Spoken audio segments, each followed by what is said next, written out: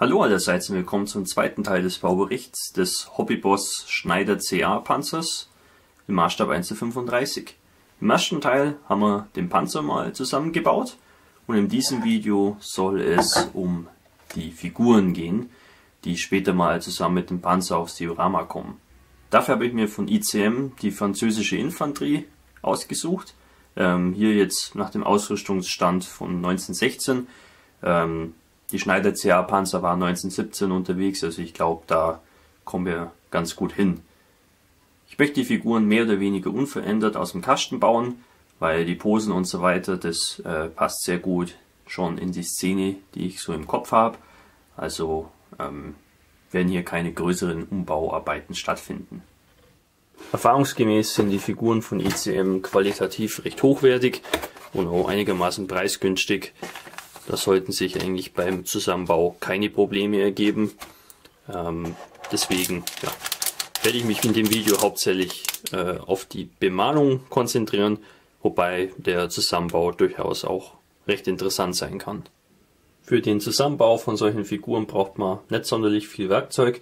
Mir reicht da eigentlich ein Seitenschneider, ein scharfes Messer, eine Schleiflatte, eine Rundfeile und natürlich Klebstoff.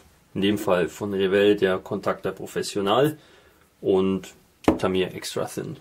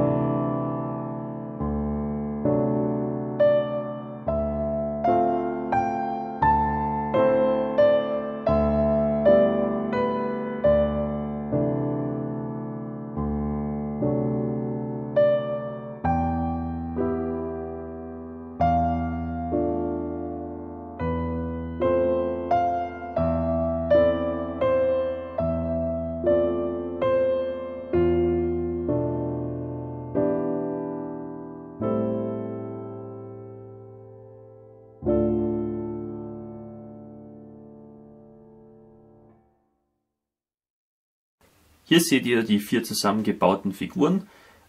Passgenauigkeit war sehr gut, hatte keine größeren Probleme. Es gibt nur eine Stelle, die wir noch ein bisschen versäubern müssen. Und zwar entsteht hier vorne an beiden Seiten ja, die kleine Klebenaht. Einfach dadurch, dass da nochmal ein Teil des Mantels aufgesetzt wird, der so zurückgeknöpft ist. Und ja, das sollten wir ein bisschen versäubern.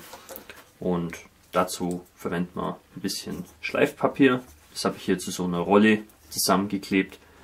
Und ja, schleifen uns das ein bisschen noch zurecht, dass das hier eben ein weicher Übergang ist. Das ICM-Plastik ist auch sehr weich, lässt sich dementsprechend eigentlich ganz gut bearbeiten. War vor allem auch ein Vorteil beim Entgraten.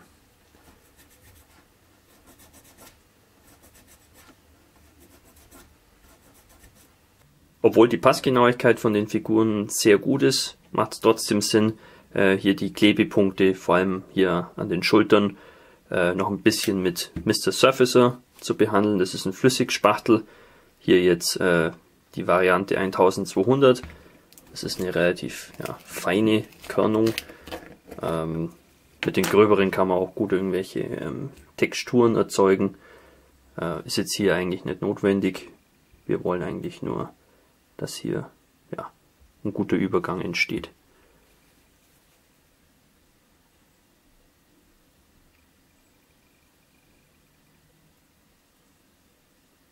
Eine Sache, die man bei solchen Figuren noch ergänzen sollte, sind die Trageriemen für die Gewehre. Da kann man verschiedene Materialien hernehmen. Zum Beispiel Bleifolie funktioniert ganz gut, aber Papier ist auch nicht schlecht. Und in dem Fall werden wir jetzt einfach mal Papier hernehmen. Da können wir auch gleich das Papier von der Bauanleitung hernehmen. Das ist ein glänzendes, etwas festeres Papier. Das geht da eigentlich ganz gut. Und da können wir ganz bequem hier am Rand schmale Papierstreifen uns ausschneiden und die dann mit Sekundenkleber befestigen.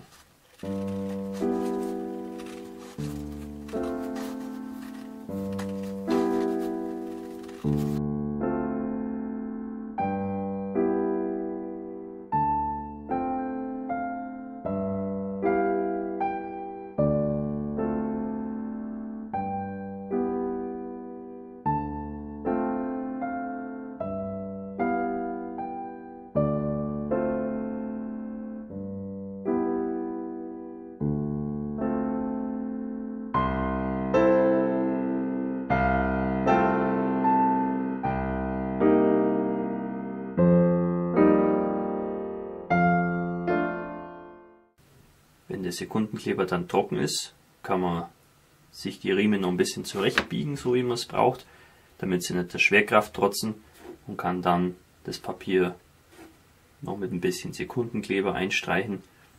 Dann wird es genauso hart wie Plastik und sehr stabil, lässt sich später dann auch gut bemalen.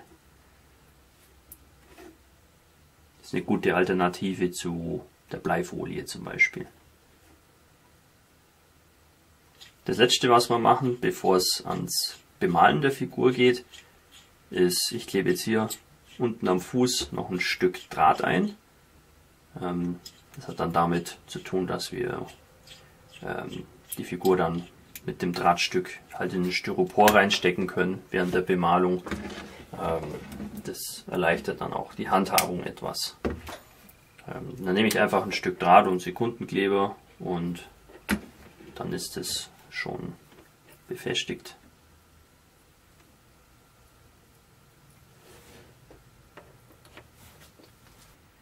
Damit wäre der Zusammenbau und die Vorbereitung zur Bemalung abgeschlossen.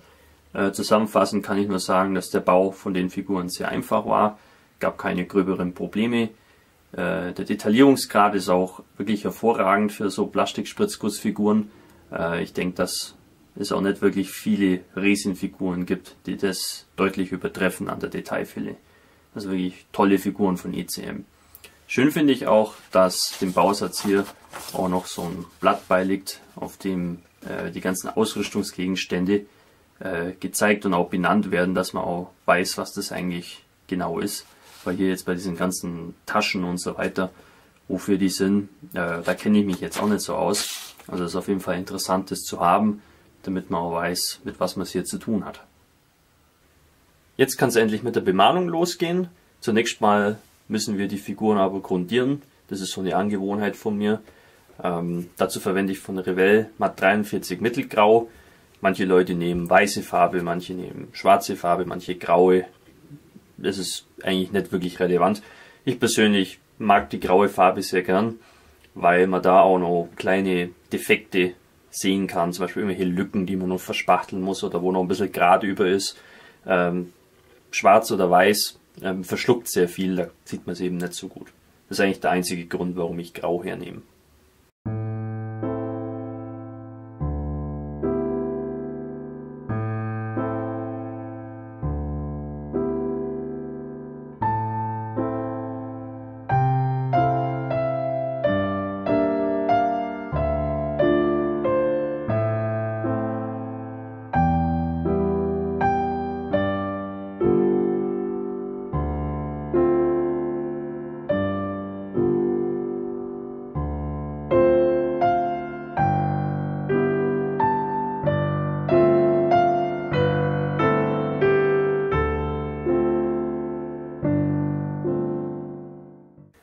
Nun bemalen wir alle sichtbaren Hautpartien an unseren Figuren, also das Gesicht und die Hände in dem Fall.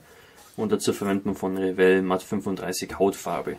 Das ist, wie ich finde, eine sehr treffende Farbe dafür.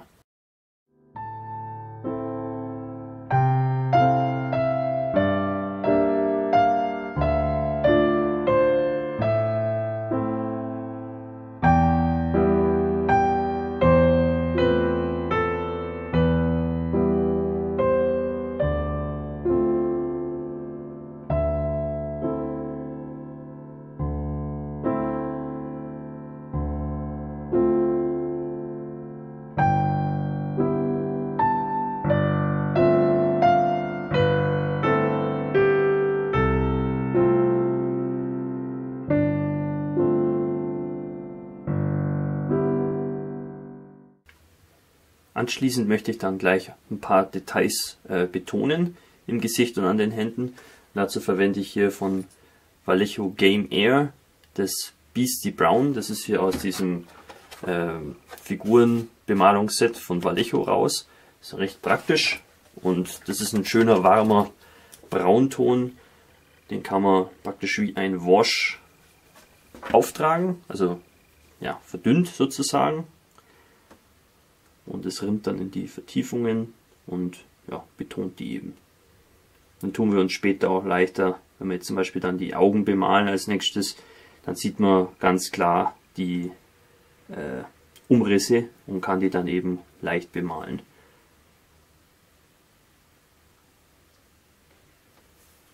Jetzt bemalen wir die Augäpfel. Ein bisschen weiße Farbe, in dem Fall von Revell Matt 5.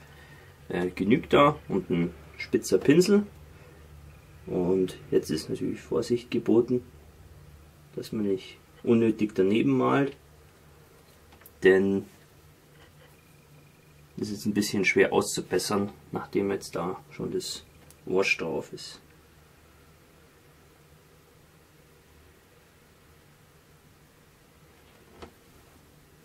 Nun können wir die Pupillen reinmalen mit ein bisschen dunkelbrauner Farbe. Auch hier ist wieder große Vorsicht geboten, dass man nicht daneben malt. Und natürlich sollte man auch darauf achten, dass die Pupillen halbwegs parallel zueinander sind.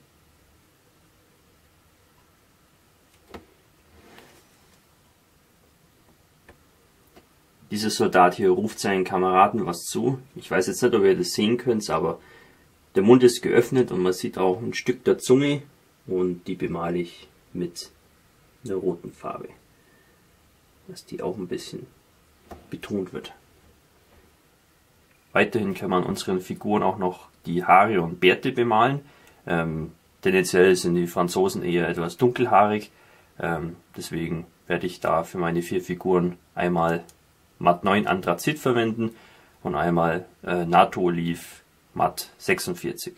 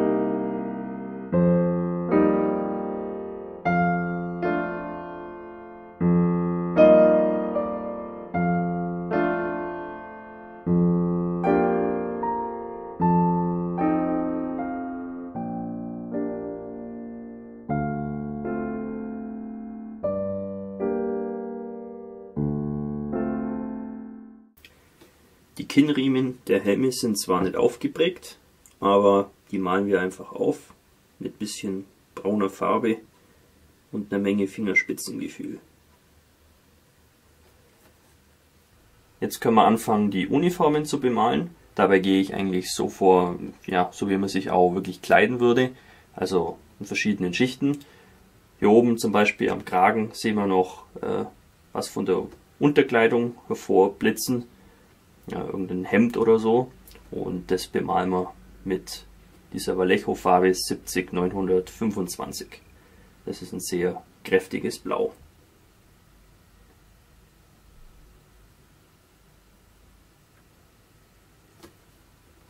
Die Uniformen der französischen Soldaten im Ersten Weltkrieg waren so blau-grau. Das ist eine relativ spezielle Farbe. Die habe ich nicht da. Die muss ich mir selber anmischen. Hier habe ich mal ein paar Farben stehen, von denen ich denke, dass ich sie vielleicht brauchen kann. Also zum Beispiel Grau, Blau und Weißtöne hauptsächlich. Und hier habe ich noch so ein altes kleines Marmeladengläschen. Das eignet sich ziemlich gut dafür. Denn man sollte immer ein bisschen mehr anmischen, als man eigentlich braucht, falls man vielleicht noch was ausbessern mag. Deswegen werde ich hier in diesem Gläschen die Farbe anmischen und mit dem Deckel ist es dann schon ausreichend verschlossen, dass es dann zumindest für die Dauer des Projektes frisch bleibt. Ich denke mal, das Blau-Grau von Revell ist schon mal eine gute Basis. Wenn ich da jetzt noch ein bisschen Blau dazu gebe und das Ganze noch ein bisschen aufhell mit Weiß, dann sollten wir da, glaube ich, schon ganz gut hinkommen.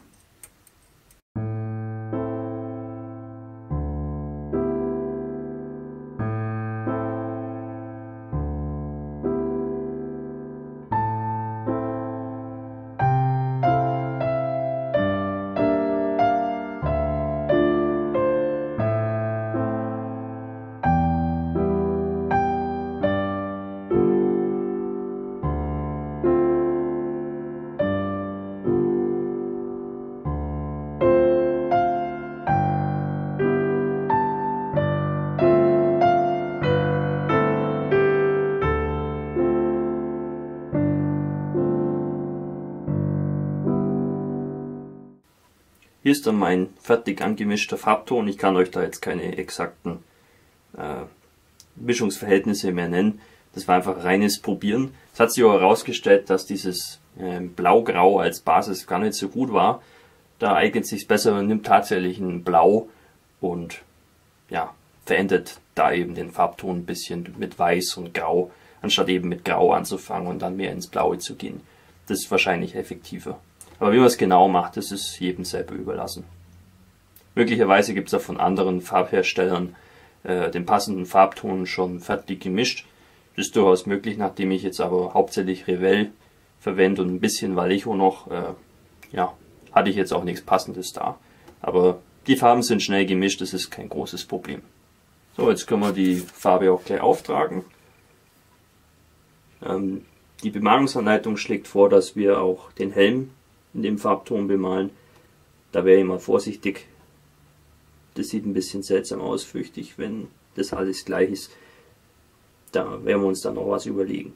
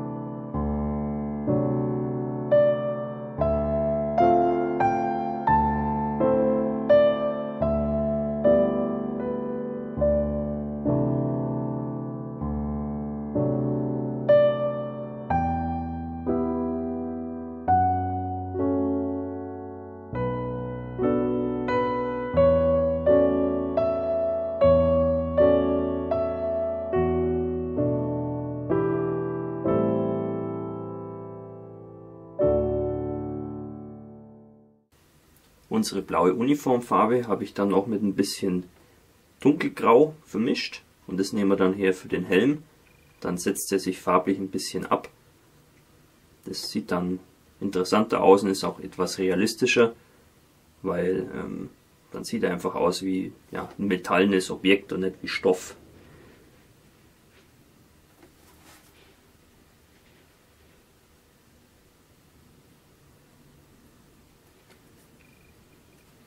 Ähnlich gehen wir bei den Wickelgamaschen hier unten vor. Da habe ich unsere blaue Uniformfarbe mit ein bisschen hellgrau verändert.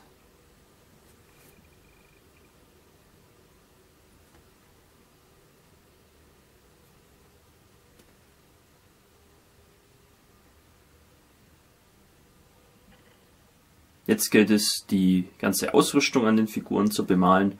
Dabei fange ich immer mit dem Gürtel und der Koppel an und dann geht es weiter mit den ganzen Rucksäcken, Munitionstaschen und auch Gewehren.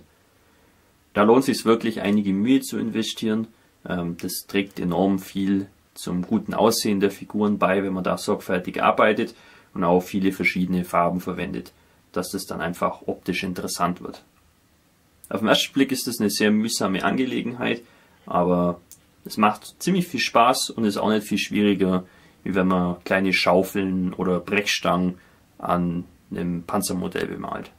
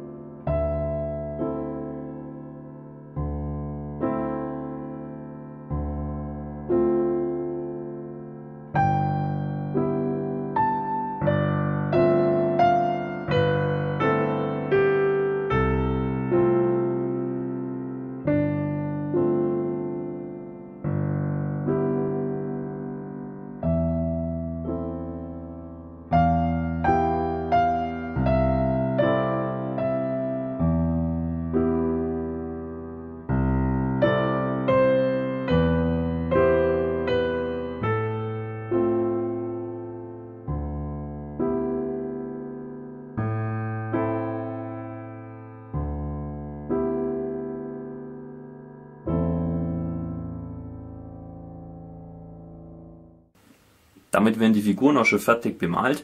Aufgrund der großen Detailfülle geht es auch relativ einfach. Das klingt zwar jetzt im ersten Moment ein bisschen komisch, aber mir fällt halt immer auf, je mehr Details man hat, desto leichter ist das Bemalen, weil da kann man der Kontur ganz leicht mit dem Pinsel folgen und das sieht dann einfach schon sehr gut aus, ohne viel Zutun.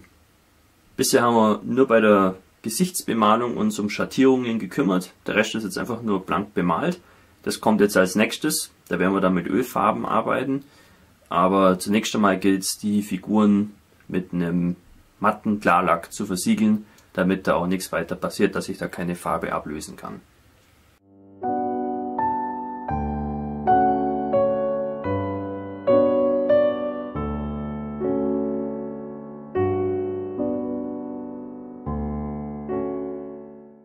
Für das Ölfarbenwash habe ich jetzt hier in dieses Glas schon mal 2 Batzen Ölfarbe reingegeben, einmal einen schwarzen, einmal einen dunkelbraunen, 50-50 würde ich mal sagen. Und das Ganze wird jetzt mit ganz normalem Feuerzeugbenzin verdünnt. Das geht ziemlich gut und trocknet auch recht schnell.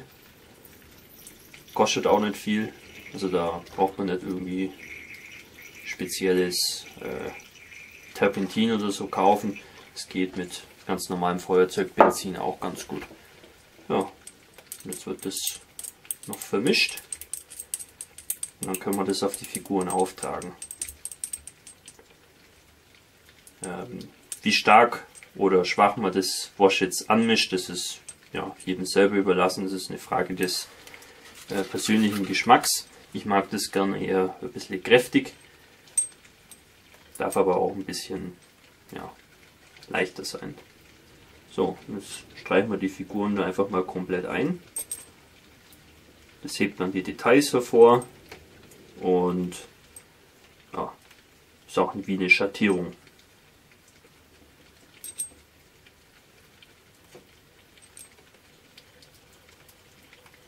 Das Wash trocknet sehr schnell, das Benzin verdampft einfach sehr hurtig. Nachdem wir das jetzt natürlich über alles aufgetragen haben, ohne uns weiter um irgendwas zu kümmern, müssen wir das jetzt noch ein bisschen versäubern. Und zwar nehme ich da immer gern hier so einen Q-Tip her, der mit ein bisschen Benzin getränkt wurde, und reibe die Figur damit einmal ab. Dann bleibt das Wash wirklich schön in den Vertiefungen hängen und macht uns die Schattierungen. Und ja, höher liegende Bereiche werden gesäubert und werden dann dadurch wieder ein bisschen heller.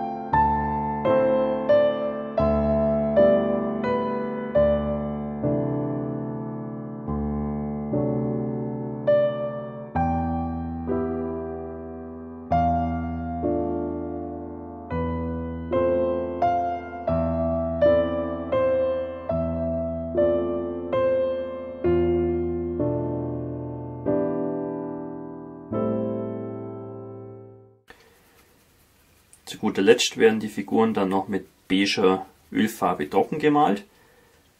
Das hat zwei Gründe. Zum einen sehen sie dadurch ein bisschen verstaubter aus, also das ist im Prinzip wie eine Alterung. Und zum anderen ist das nochmal eine zusätzliche Schattierung. Praktisch haben wir die dunkle Ölfarbe in den Vertiefungen, dann die eigentliche Farbe, was wir vorher mit Acryl drauf gemalt haben, und dann oben drauf nochmal ein bisschen helle beige Ölfarbe. Das ist natürlich jetzt keine besonders raffinierte Schattierungstechnik, aber sie ist einfach und darum geht es hier. Hier nochmal alle Figuren aus der Nähe. Jetzt sind alle fertig, da bin ich auch froh drüber. War eine interessante Sache, ist auch mal was anderes, muss ja nicht immer Feldgrau oder Khaki sein. In dem Fall war die dominante Farbe mal blau, ist auch mal was anderes. Fand ich auf jeden Fall sehr interessant und die Figuren als solche wirklich hervorragend, sehr schön gefertigt von ICM, war eine wahre Freude daran zu arbeiten. Ich hoffe, dieses Video konnte euch ein bisschen die Abneigung am Figurenmalen nehmen. Es ist wirklich kein Hexenwerk und nicht wirklich aufwendig, um doch halbwegs passable Figuren zusammenzubekommen. Natürlich kann man sie noch deutlich besser bemalen, da gibt es aber wie bei allem nach oben auch keine Grenze. Es geht immer irgendwie noch besser. Deswegen sage ich mal, ist das ein guter Anfang für Anfänger, die sich da mal ein bisschen rantasten wollen. Und jetzt habt ihr gesehen, wie es geht. Im nächsten Teil des Bauberichts werden wir dann den Schneider CA-Panzer lackieren und altern. Das ist, glaube ich, auch nochmal eine sehr interessante Sache. Und dann kann es auch schon allmählich ans Diorama bauen gehen. Soweit so gut. Vielen Dank fürs Zuschauen. Wir sehen uns wieder im nächsten Video. Euer Hami Kavakas.